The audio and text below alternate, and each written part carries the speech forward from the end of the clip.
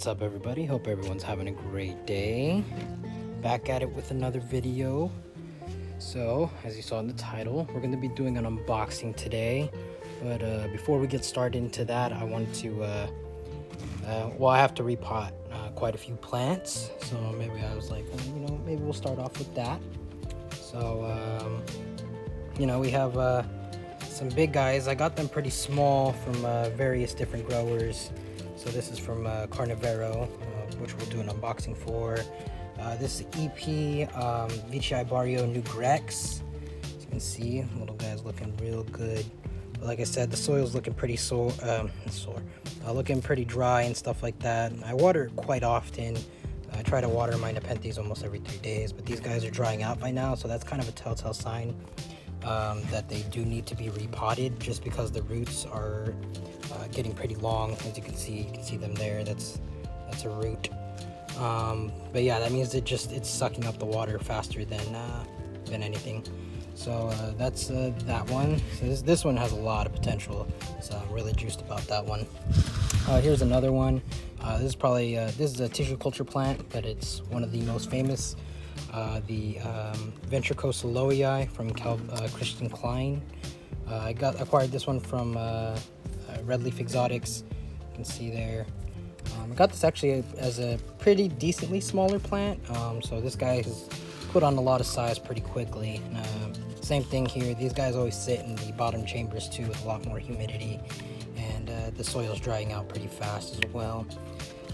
If you actually take a look, you can see that the roots have gone everywhere. I've noticed the plants actually really like these little food canister tubs. I think these are 16 ounces or 32 ounces that you can get at most grocery stores. So if you don't want to go crazy with getting pots and stuff, you can always use these and drill some holes or melt some holes into them, and they work quite fine. I try to do my best in trying to recycle and have these containers have a second life as something to help Mother Nature. All right, so now we're gonna go to another carnivore plant. Here we go. Got this guy actually pretty small as well. He's put on a lot of size. It's actually relatively pretty slow grower for me, but this is Nepenthes Sibuensis cross truncata C. So it has that big truncata in it. As you can see, here's a new picture. I had an older picture on it, but I kind of broke it off. It was right here. But yeah, this guy's semi-drying out now, so I was like, might as well just change the soil out, because it's getting about that time. Look at a butterfly! Holy! Oh, we got that in video. All right, that was a monarch too, I believe. That was pretty cool. All right, that was really unexpected. All right, so like I said, we just have, so we're gonna go ahead and change out this soil here. It's looking a little beat up. You can really tell once the soil starts to sink down in the pot that the plant's really just beating up the soil now. So again, this guy needs a big repot, and as you can see, this guy really wants to stretch out and get larger, so I have to put him on the top shelf as well.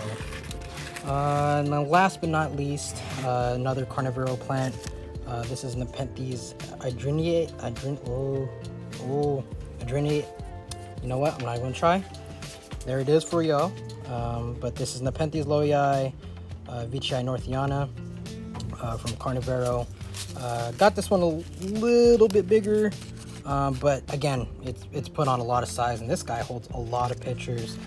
Some of these pictures are, they're getting up there, and this plant's still a small little guy. So, but yeah, this one's been a little bit more neglected as well. Same thing, soil's completely dried out. So I'm gonna have to go and change that out, change out the soil. We'll talk a little bit about the soil as well in a second. I don't know if I covered this guy. I don't think I covered this guy. This is Nepenthes Thorel cross Trusmariensis. I didn't know that I had this one at first. I actually got this thinking it was a PDA. I did a video back on this one thinking it was a PDA, and it's not a PDA. As you can see here, even says on a little name tag, Peter D'Amato, but it's not. It's actually Thorel cross Trusmariensis, which is actually a pretty rare plant in itself, so you don't actually see this cross often available. So I think that was a pretty good come up on it. Big shout out to I believe it was Kentucky carnivores or Nepenthes. I'll put his name in the description, but he has a lot of cool plants on his Instagram there, so if you want to go ahead and check them out. But he helped me out, told me that this plant, and I looked it up, and he was right. So yeah, you know, this guy actually took about a year to actually picture for me, because it was just a cutting. I really struggled for a while, because like I said, I had no idea what it was. Once I pumped up the humidity, this guy started popping leaves, but no pictures. But now it's really starting to get into its stride. And this was the oldest picture. This picture actually lasted almost I don't know, like 4 or 5 months before it really started to deteriorate, and the one before that lasted almost a year by itself. That's when I got the plant originally. But yeah, that's this guy. This guy's getting big. You can see that the soil's rock hard, and like I said, I water these often, like every 3 days. I try to keep them on a consistent level. The only problem that I have with sphagnum moss is that when it dries out bad. You know, once the top layer dries out, it's like really hard to get it back to a fluffy state. It's just gonna stay like that. Underneath, you'll usually have a little bit more moisture, but it really sucks because this guy just stays nice and hard from the top. So I've actually been messing around with different soil types, so we'll go ahead and cover that in a second. But I want to show you guys these little stickers that we made, or I put this, I drew this and everything. But it's a Nepenthes PDA, but you know, I thought it would be kind of cool to have the idea of having Nepenthes, and then you can put the name on the bottom. So if you guys do order pots from us, we'll give you 1 sticker per 3, regardless of any size. But if you get more than 1 set, then we'll go ahead and throw in a couple more stickers. But yeah, I thought it was pretty cool. Enough of that. Let's go ahead and talk about the soil.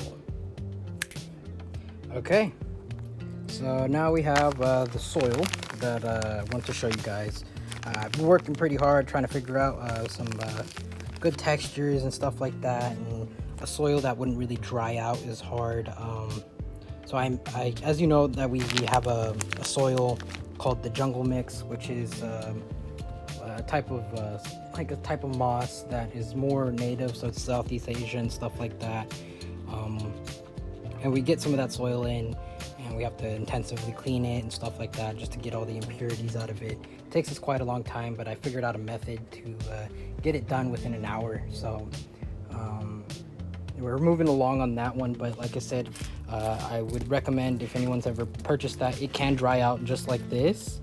But that soil, like I state, it's more of a soil which is really good at drainage. And it's for the person that would like, such as high plant collection, where you're watering often, and that's perfect because your plants, like I said, I've never had any issues with that. I've never had any root rot problems with those plants, with that soil actually. But the only problem is if you do forget to water it for maybe the past 3 days, or if you're out of town, it can dry out pretty bad, such as sphagnum moss when it dries out. So my methods, or my idea, is trying to find a good soil base which keeps its still fluffiness on the top, keeps a lot of moisture, holds a lot of moisture within the pot, and retains good water without it being saturated. So what I went ahead and did, I mixed the jungle mix with the sphagnum moss mix. Now you're probably like, wait, you just played yourself because it's still going to dry out. Well, here's the thing. I actually milled the sphagnum moss. So it's super small, super fluffy and light, because like I said, sphagnum moss actually holds a lot more water than jungle moss does. But I think them together can really keep the rigidity of the soil and keep it nice, fluffy, soft, moist. And so far I've already planted some plants in it, like my Trusmatiensis and a couple other ones. And you know, the pot is still really fluffy. It's taking everything well. I'm not going to offer this to people yet. Sorry, I'm really off camera here. I'm not going to offer this to people yet until like I see some good results and show it in my plants first before I offer it to the general public. But yeah, this is actually a mix between jungle moss, sphagnum moss, milled sphagnum moss, perlite, coconut fiber, and the most controversial of them all, vermiculite. Now, I was looking up a lot of information about vermiculite, about carnivorous plants and everything, and you know, there's a lot of mixed information out there about vermiculite and stuff like that. Can you use it as a substitute for perlite? In my opinion, no, but you can also integrate it into your soil just because it does hold a little bit more water, and that's why I also think that this soil is holding it. Now, there is minerals and stuff within the vermiculite, but I've looked into it and tried to read as much information as I can, and it doesn't seem like there's much a mineral that can potentially harm Nepenthes. Now, I would not use vermiculite for Sarracenias or Venus flytraps because that mineral consistently sits in water because those guys are bog plants, and that it could potentially release some minerals into the plant roots and stuff like that and potentially harm it. So for bog plants, no, but for Nepenthes, yes. So like I said, I'm still doing some testing because no one has tested it out. I've looked on all the forums. There's just brief information about it. There's not a lot about it. So I went ahead and tried it out for myself. And you know, everything with this is trial by error. I mean, it's just like Akadama. Akadama is the same thing. It's a mineral, stuff like that. It's mineral rock. So we're gonna have to see on how that works. But so far, I've had good results. Everything's popping really quickly. Maybe I'll show you in a little bit once we show the rest of the plants.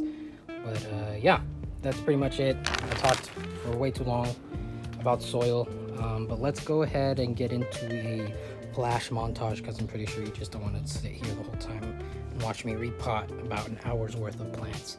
But we'll do it in like 30 seconds. All right, here we go. Oh, wrong.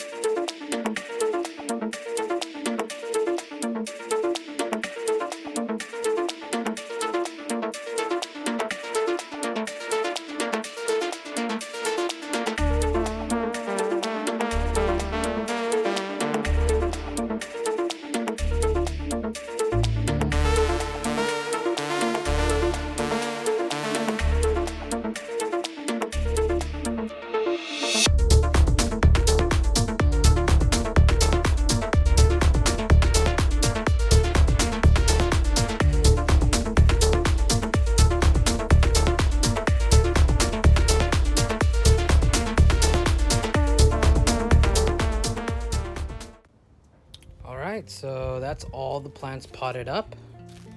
Let's go ahead and go inside to do this unboxing. Let's do it. All right, so here it is, the package that I have been waiting for, or one of the packages. There's one other package that also needs to come. That should be on its way pretty soon. I don't want to talk too much about that one because that will be, I guess, a part 2 for the video. But I did already open it. I had to remove all the labels and my personal information that was inside of it, but I haven't taken anything out. So let's go ahead and put you guys on the tripod, and then we'll go ahead and get into the unboxing. So, okay, bam,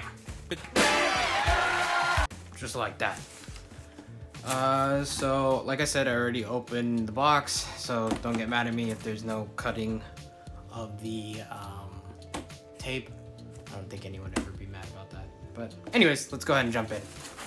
So Zbox didn't really come with new stuff. So this these next couple of unboxings will be from Carnivoro. So if you guys want to go ahead and check that place out, they sell actually more than carnivorous plants. So if you want to, I believe they sell aeroids. So if you want to, you know, look into that kind of stuff as well, he has a good selection there. But they do go fast, so you have to be somewhat quick. But yeah, definitely check them out.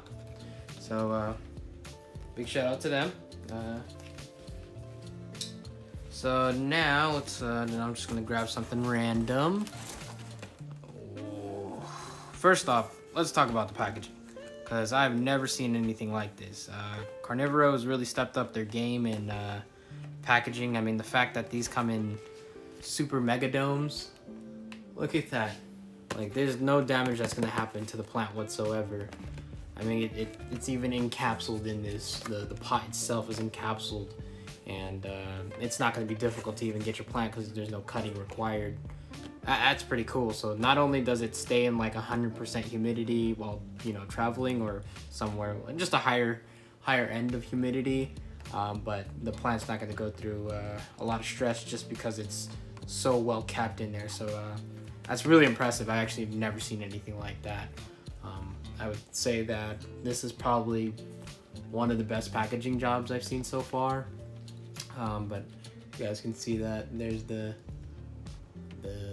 Bti Macrophylla Raucantlii, or so as people know it, Trismatiensis cross Raucantlii.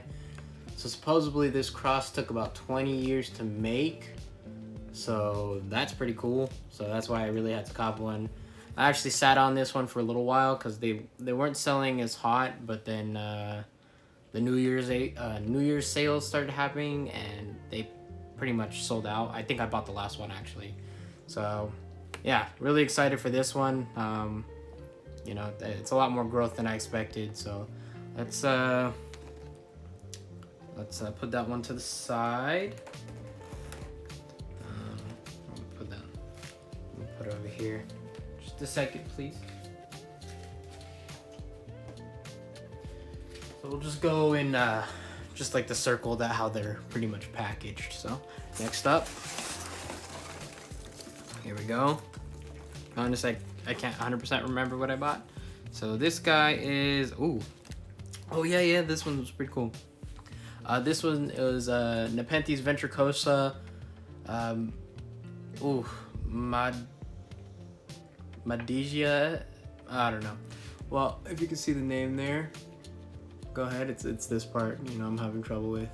There. Cross Venturecosa Sibuensis Trismatiensis. So this one looked really cool. I actually saw an image on Instagram. I was contemplating about getting one of these, but I never really pulled the trigger just because, I mean, I have abundance of plants and stuff like that I always want. So I don't know. Some really just, you know, catch my attention a lot, and this one did.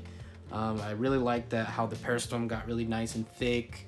On top of that, you can really see the Trismatiensis parent, which is Bti Macrophylla parent, and this particular one really piqued my interest a lot. And honestly, out of all my plants, or all the plants in the Nepenthes game, my top favorites is Trismatiensis and Macrophylla, then Velosa, and then Edward Sienna. But I think Edward Sienna is really overhyped, but that's for another video. But yeah, so that's this guy. So it's practically like an on-top cross of like the Venturecosa Sibuensis Trismatiensis, but it has double Venturecosa in it, and it's a different variant of Venturecosa, I believe. So that's really cool that you know, this one also came a little bit bigger. And again, that packaging, man, I'm gonna have to reuse this packaging if I ever send out plants. But really cool stuff. All right, so let's go ahead and put that to the side as well. Next up in the game, let's go in the middle. Oh wait, no, we can't go in the middle. All right, we're gonna go this guy right here. This is Nepenthes Bti Macrophylla. As you know, Macrophylla, if you don't know actually, Macrophylla is probably one of the hardest plants to flower. Most of them are clones or, you know, seed grown, but they take a very long time to even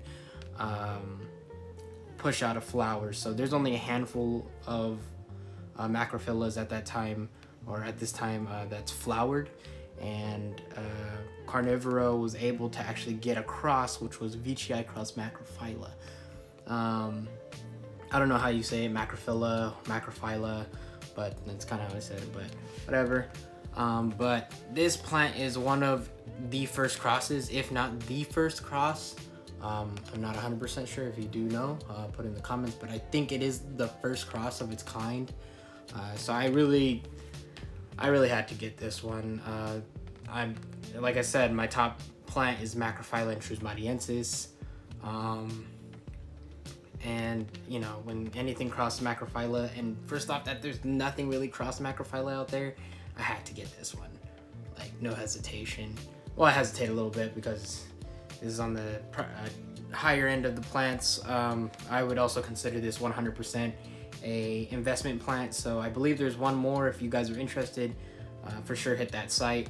But yeah, this is by far an investment plant. You guys can see that. I'll show the plants, I'll take them out and everything, but I'm just trying to pump through showing you guys all of them, so that way I don't talk forever. All right, on to plant number 3. Should be this guy here. Well, this guy is Nepenthes Spatulato spectabilis cross Loei campanulata. To be honest, I got this one because it seemed very interesting. I picked up another cross of it, which was I believe Spatulato spectabilis cross Loei, and that one I've seen some pictures floating around where those looked extremely awesome, and this was cross Loei campanulata, so I thought maybe the double, you know, super wide peristome-ish with this plant again might look like a variant of that one, but who knows? So, you know, why not give it a shot? And it's a seed grown plant, and I love seed grown. I know a lot of people are like, but TC's exactly the same. Debatable, but again, that could be a video for later because we can really get into that. But I mean, if you want to get into it, hit the comments. I'm just kidding, but yeah. Yeah, that's Nepenthes Spatulato spectabilis cross Loei campanulata. But yeah, I believe these are still available on his site also, so if you want to go ahead and cop one of these, go ahead. I wouldn't say this is so much an investment plant, just because I mean, the cross is pretty variable when it comes down to it. But you know, you never know, this thing can become extremely awesome and skyrocket to the moon. So yeah, that's that plant. And last but not least, this guy I've been waiting on since I think I got it around before even New Year's, so like a couple days after Christmas. But they weren't sending out plants at that time just because of the cold weather and everything. But this is one of the greats, or two of the greats actually. This is Nepenthes eutrophia cross hamada clone. So this is a tissue culture, I believe. And like I said, I'm not completely against tissue culture whatsoever. It's just I prefer seed grown when it comes to like more of an exclusive plant. But something such as this, you're not going to see these seed grown at all. And if you do, you know, more power to you. But it doesn't really matter once a plant really goes into tissue culture like that, unless you got the genetic variation between the two. But yeah, this is Nepenthes eutrophia hamada. Hamada is pretty regular. You can get any of those, but eutrophia is still pretty rare in the hobby.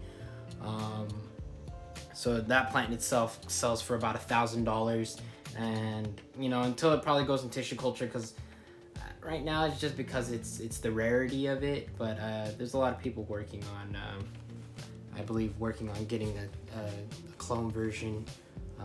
So once that becomes, I think the prices will drop down on those. But in the meantime, hamada cross eutrophia or eutrophia cross hamada is by far one of the coolest crosses I've seen, just because it has a super squat body and teeth. I mean, you can't go wrong with the teeth. And in my head, you know, I do eventually want to get into the game of making my own crosses. So I'm very picky on plants, I'm not gonna lie. So I look at these plant and this plant, and you know, you got to think that most of these plants, because we're getting them pretty small, you know, you have to go long term, and you trying to find a bigger plant such as this. I mean, honestly, this still could be an investment plant in itself, because I've never seen one that's actually quite large. I got this one for about $89, but I think if a big one hit the market, it could easily go for about $200. I could be wrong. You know, tell me in the comments if you do have a large one and how much you purchased it for. But like I said, I don't even see that. I'm always looking on eBay and the forums and stuff like that. But until then, to get the little baby one, I'm super down with trying to like grow little babies. I love seeing their growth patterns and seeing their leaf trunks and stuff. It's like racing plant babies, I guess. But yeah, that's this guy. All right, so I'm gonna bring them all back, and then we'll go ahead and snap into showing you all the plants up close and a little bit more personal. So we got Eutrophia hamada, we got Nepenthes Venturecosa cross Venturecosa sibuensis, Trusvadiensis. We got the famous all-time, probably one of the biggest heavy hitters, Bti Macrophylla. Ooh, Bti Macrophylla. I don't even know if this is in frame. Oh, we're in frame. Nepenthes Spatulato, spectabilis, campanulata. Bam. There we go. And then Nepenthes Macrophylla, Cantlii. So I mean, you can't go wrong with this. You know, this is by far one of the coolest unboxings that I've done, other than like the EP version. So again, a really good job in shipping. So if you guys are ever thinking about ordering plants from Carnivoro, yeah, just you're pretty much guaranteed that your plant's gonna come in safe. I mean, he even held the plants so that the you know, because sub-freezing temperatures. I believe they also give you an option for hot weather, like a heat pack in the packaging, but I'm not 100% sure because I live in California currently, so I don't really look into this stuff, so I really would not know. But like I said, your plant's gonna come in safely, and you're probably not gonna have any issues. Other than that, you know, you just want to maybe read the description sometimes. You know, just make sure that the plant is within your capabilities of taking care of it, because some of these plants do demand a little bit more high humidity versus the others. For the most part, these plants, they're a little more extensive in care just because they'll need a little bit more humidity, especially probably Eutrophia hamada. Anything hamada, honestly, if you don't grow it in high humidity, I've seen them really dislike it. I mean, I've read other people's saying that hamada is one of their craziest, easiest growers.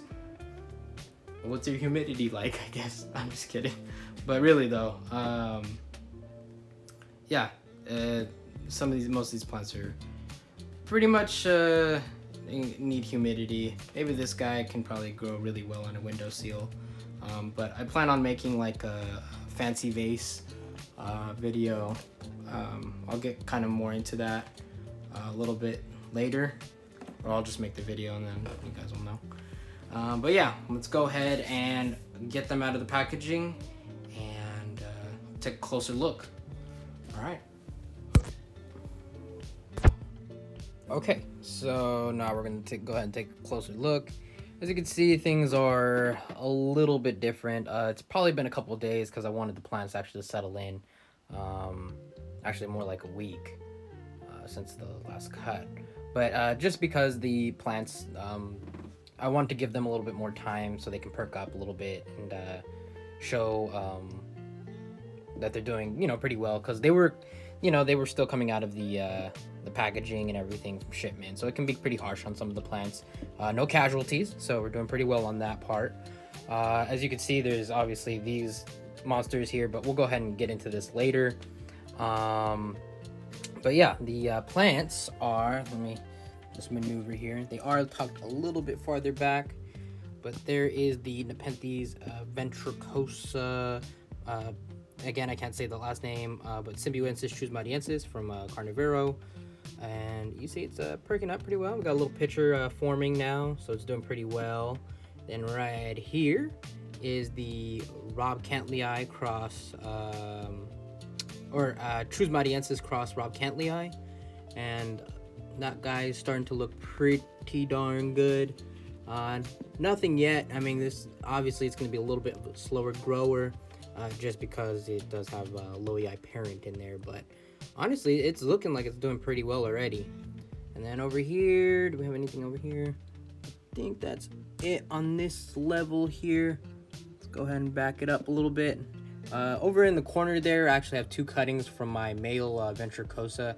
So I'll probably have those up for sale probably this weekend. So hopefully we can have this video out pretty soon. That's pretty much all on my part here. So let's go ahead and take a dive a little bit lower. So I'll definitely do a update video on all the plants that I have now, because it's quite a bit versus the last time we saw them. So I'll just move this, and the setups have gotten a little bit more complex because this is the one that you guys usually see, and this is the new one that I built. I don't go crazy with the items just because right now we are getting ready to move, and I want it pretty easy to take everything and break everything down and still have everything ready to go once it's time to move. But let's go ahead and jump back down. As again, we have some crazy plants in here. We'll actually get really in depth into what these plants are. I'm sorry for the blue light. Luckily this changes, so we can change it to white, so for video purposes. Yeah, we got some plants in here that's gonna have its own specific video. You know, it's probably the largest purchase that I've ever done. You know, I don't want to give any hints, but it is in this frame. You know, it's right over, over here somewhere. So yeah. But let's talk about the ones that we purchased. There is the I think it's eutrophia cross hamada, or yeah, and that guy has already popped a little bit of a picture, as you can see there. He's looking pretty good. You know, these most hamada hybrids that I've ever gotten really love the high humidity. So I mean, I have almost all my humidifiers going on like 24/7. I know most people be like, well, you could rot the plant. Well, with the humidifiers and everything, I've never actually had a problem with them being on consistently and stuff like that. These plants are so delicate for me, because I don't know if it's because, you know, the ones that I specifically buy, but they do not like low humidity whatsoever. I don't know if I just got them really accustomed to having such a higher humidity. But anytime I like almost forget like to water them once a day, or like turn on the humidifiers and stuff like that, you know, I see pictures just drop off right away, or even like the little lids, the little hats there will simply just like crust out and like poof, disappear. But with a lot of high humidity, I don't have any problems with the plants dropping and dying or anything like that. So I usually try to keep the humidity pumped up pretty high, especially during the day, because we do live in California, so the weather is pretty temperamental. We don't get really cold winters or anything like that. Matter of fact, it's winter right now and the temperature outside is like 70 degrees. So yeah, you know, it's a consistent battle with that. I don't have like the freezer setups or anything like that. So yeah, that's pretty much that. There we go with the Bti Macrophylla there. You know, that guy's looking really, really good, looking really healthy. I'm gonna touch the soil real quick, make sure it's not super damp or anything like that. Just move it back a little bit.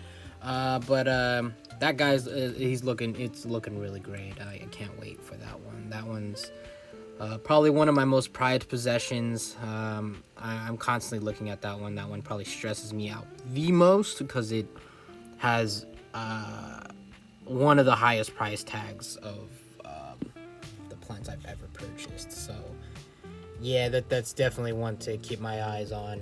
Or yeah, I think all of them sold out on his website. So I think he said something that he potentially might put it into tissue culture eventually, but that could be years out. So we'll have to see on that one. Oh, a little fun fact here. Look at that, dude. That is Loei truncata. Look at that. We got some exudate. Hey, that's what I'm talking about. That's always something nice to see. When plants really start developing that, that means they're super healthy and really happy there. So, yeah, that's pretty cool. That's Loei truncata EP, if anyone's wondering. Just a little quick update on the tank setup from our previous video. All the boys are doing really well. We put everything in. The humidity is, I think my humidity gauge probably broke, but humidity is probably around like 95 to 100% almost all day. And then here we have the temperature. It's 80 degrees. It's a little warmer than I'd like it. I'll probably go ahead and turn on the humidifier. But I had actually a lot of questions regarding like airflow and stuff like that.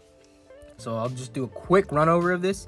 I have on both sides here, I have a vent. So it does air out. And then when I do have the humidifier on, it's a little bit of a stronger fan. So it actually just pushes the humidity straight out of it. And I don't have any problems with stagnant air or anything like that. I usually try to keep it enclosed during the day, and then at nighttime I'll go ahead and crack this open a little bit and let the cold air come in. That's a Velosa there. Actually, I have two Velosas here, one there. If it focuses, doesn't want to focus. You really do need a better camera. And then the other one here, and they're popping so many pictures. I mean, look at all that, you know. Maybe once it becomes a little bit bigger, they become a little bit more temperamental and more finicky.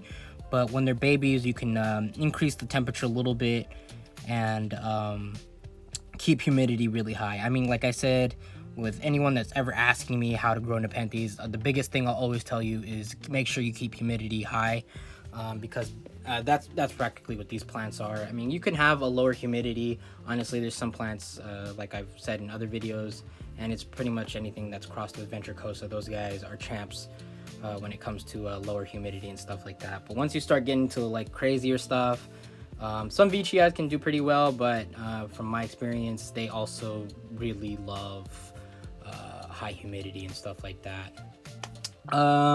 So much for the plants that we repotted. I kind of have them scattered all over the place. So I mean, here is the Venturecosa. This guy's still starting to bounce back a little bit. See, I forgot to turn on the humidifier one day and the hat just started to wrinkle. But that guy's doing pretty well. Nothing to really show there. Let's see, what else did I repot? Honestly, I kind of forgot. Let's go over here. I think I repotted this one. And this is the Aldrinli. I can't even say that, but here you go. There's the name. This guy's starting to do really well. We got some dead pictures here, just because the repot and this area doesn't really sit as high as the enclosed cases here, but it still sits around that humidity. So it sits around 60 without the humidifier on, so that's pretty good for me. The plants seem to enjoy it. I do spray this about 2 times a day, and never had a problem.